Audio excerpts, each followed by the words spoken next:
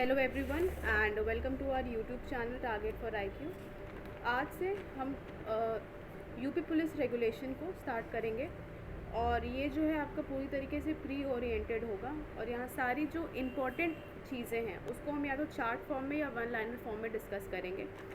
छोटी छोटी वीडियोज़ होंगी सो डैट आपको एक बार में बल्क में कोई चीज़ें ना मिल जाएँ और जो इम्पोर्टेंट चीज़ें वो आपके दिमाग में फिट रहें फॉर अ टाइम बिंग। ठीक है, उस हिसाब से आप इसको पढ़ेंगे जो भी इम्पोर्टेंट चीज़ है, क्योंकि टोटल 554 पैराज हैं और सबको बाय हार्ट याद करना बहुत मुश्किल हो जाएगा। तो प्री पॉइंट ऑफ व्यू से जितने इम्पोर्टेंट पैराज हैं उनको यहाँ हम कवर अप करते हुए चलेंगे।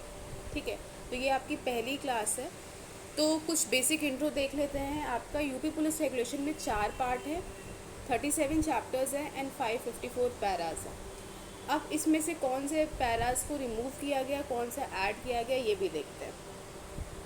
ये थोड़ा सा यहाँ पे लिखा हुआ नहीं है, आप इसको नोट डाउन कर लेना कि ये जो रिमूव हुए हैं वो 25 से लेकर 28 तक हैं। दूसरा 53 और 54 रिमूव हैं। फिर 60 और 130, 133, 324, 405, 440, 446, 451 से 453। तो टोटल आपके 27 पैरा हटाए गए हैं।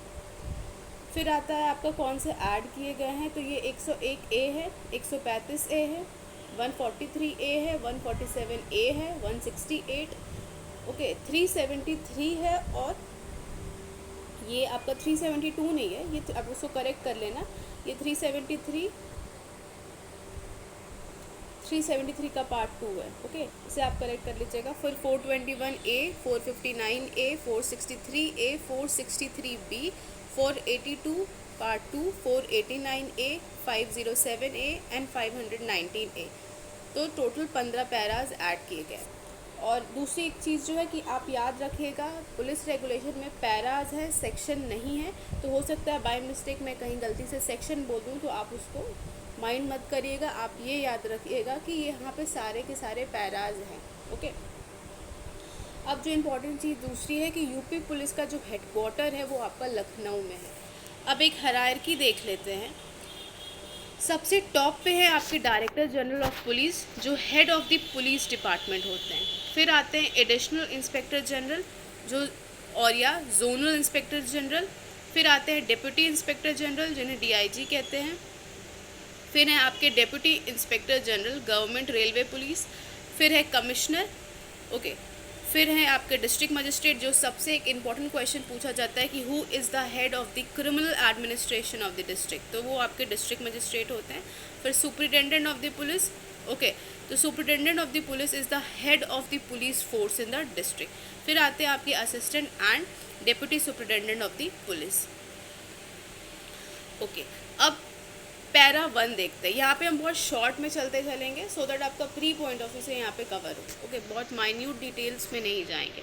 पैरा 1 बात करता है डायरेक्टर जनरल ऑफ पुलिस। तो अभी हमने ऊपर देखा कि director general of the police जो होता है, he is the head of the police department. यहाँ मैं बेसिक लैंग्वेज का इस्तेमाल करूँगी, जिसकी वजह से क्या होगा कि जो हिंदी मीडियम के भी स्टूडेंट हैं उनको ये चीज़ें क्लियर होती रहेंगी। ठीक है, अगर आपके पास अपनी बेयर एक्ट होगी तो आप इस चीज़ को कनेक्ट कर पाएंगे, आपको इतनी दिक्कत नहीं होगी। तो डायरेक्टर जनरल ऑफ पुलिस जो होता है, ही जो वो क्या होता है, आपका हेड होता है पुलिस डिपार्टमेंट का। दूसरा, वो एडवाइज़र होता है गवर्नर इन काउंसिल का।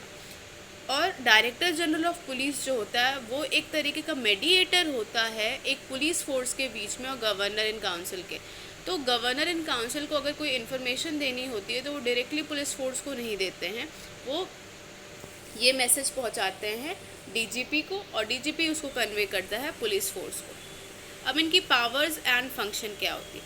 तो जो general allocation of the staff है, ठीक है, कि किस स्टाफ में कितने मेंबर्स होंगे, कौन होंगे, उनको एलोकेट करना, ये काम आपका डीजीपी का होता है। जो जनरल डिस्ट्रीब्यूशन होता है, जो फंडिंग आती है उसकी जो डिस्ट्रीब्यूशन होता है वो भी देखना का काम डीजीपी का होता है। और जो इंस्पेक्टर होते हैं उनकी पोस्टिंग, ट्रांसफ़र या ग्रांट ऑफ लीव को लेके जो काम होता है ये भी आपके डीजीपी देखते हैं। ओके, तो अब पैरा 1 बात करता है 1A एडिशनल इंस्पेक्टर जनरल, या आप जोनल इंस्पेक्टर जनरल कहें। अब एडिशनल इंस्पेक्टर जनरल जो है इनके बारे में देख लेते हैं। ये क्या होते हैं? ये इंचार्ज होते हैं या supervising officer of the region. तो पूछ सकता है कि who is the incharge and the supervising officer of the region. तो ये आपके एडिशनल इंस्पेक्टर जनरल होते हैं। ठीक है, ये डीआईजी को, यानी डीआईजी कौन है? डेप्यूटी इंस्पेक्टर जनरल को अप्रोप्रिएट कोई पर्टिकुलर मैटर हुआ हो तो उस पर अप्रोप्रिएट गाइडेंस देते हैं। ठीक है, उसके बाद इनका काम क्या होता है कि जो भी रिप्रेजेंटेशन, अपील या रिवीजन या पिटीशन एम्प्लॉयज़ द्वारा आती है उसको डिस्पोज ऑफ करना। और इंस्पेक्टर जनरल को ये अपनी ओपिनियन देने के लिए हमेशा इनको रेडी होना चाहिए। ठीक है, अब आते हैं हम डेप्यूटी इंस्पेक्टर जनरल, जो बात करता है पैरा नंबर 2 में। अब ओके, तो अब इनकी क्या क्या जिम्मेदारियां होती हैं ना। जो डेप्यूटी इंस्पेक्टर जनरल होते हैं, he is responsible okay for the efficiency of the police in his range. अब इनकी जो ड्यूटी है कि he must always be in close touch with the superintendent of the police. उनको हाल चाल लेते रहना चाहिए कि भाई जो रेंज है, जो भी डिस्ट्रिक्ट, उसमें क्या चल रहा है। ठीक है, उसके बाद इनका दूसरा काम है कि इनको जो है सुपरवाइज करना होता है। जो भी हर डिस्ट्रिक्ट में जो काम चल रहा है उसको इनको सुपरवाइज करना होता है at least once in a year. तो ये इंपॉर्टेंट है, पूछ सकता है कि साल में कितनी बार। तो एक बार तो उनको कम से कम सुपरवाइज करना ही होता है। अब इनकी ड्यूटीज़ क्या क्या होती है ये देख लेते हैं ना। अब ये हैं जो रिस्पॉन्सिबल होते हैं general supervision of the crime in his range. ठीक है,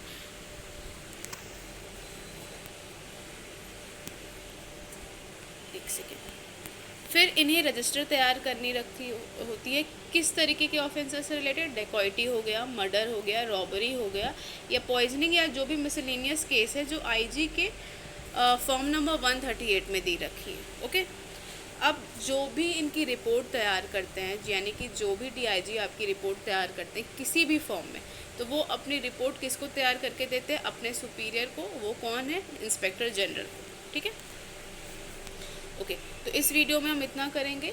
शॉर्ट वे में करते चल रहे हैं, डेली बेसिस पे आपकी वीडियोस आएंगी तो आपका जो है मेन चीज़ें क्लियर होती जाएंगी।